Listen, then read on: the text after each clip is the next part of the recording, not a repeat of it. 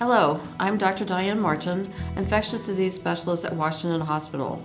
We have all heard a lot in the news lately about the global outbreak of the new or novel respiratory illness, coronavirus, also called COVID-19. You may be wondering what it means for our community. How are the hospitals prepared? What can you do to protect yourself and your family? What if you or someone around you develops symptoms?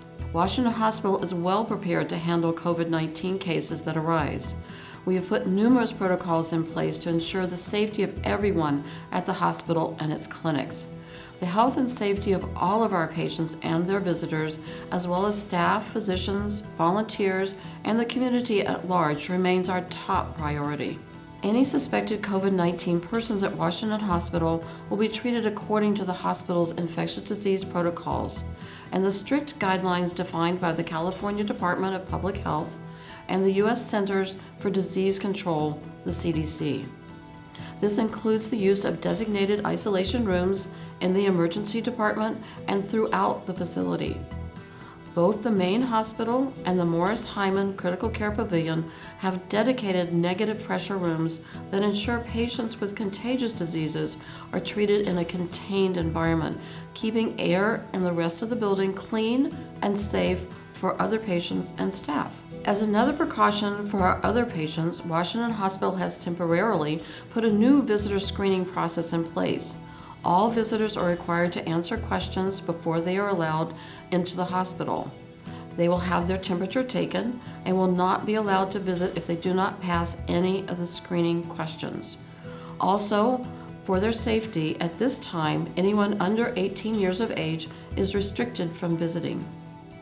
We all know how to avoid the flu, and now we should be especially vigilant about these precautions. It sounds simple, but washing your hands regularly with soap and water or alcohol-based hand sanitizer is the best way to protect against COVID-19. Other recommendations include avoid touching your eyes, nose, or mouth with unwashed hands, avoid close contact with people who are sick, do not go to work or school, and stay away from other people if you become sick with respiratory symptoms like fever and cough. Follow guidance from public health officials.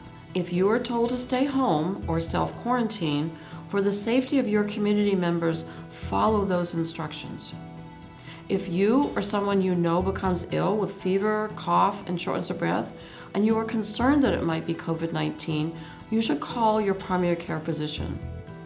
Your doctor will likely test for the flu virus. If that comes back negative, the physician will follow guidelines to determine if administration of a COVID-19 test is appropriate. If symptoms become severe and emergency care is required, if possible, call ahead to the hospital where you are going. This will allow them to take the necessary precautions.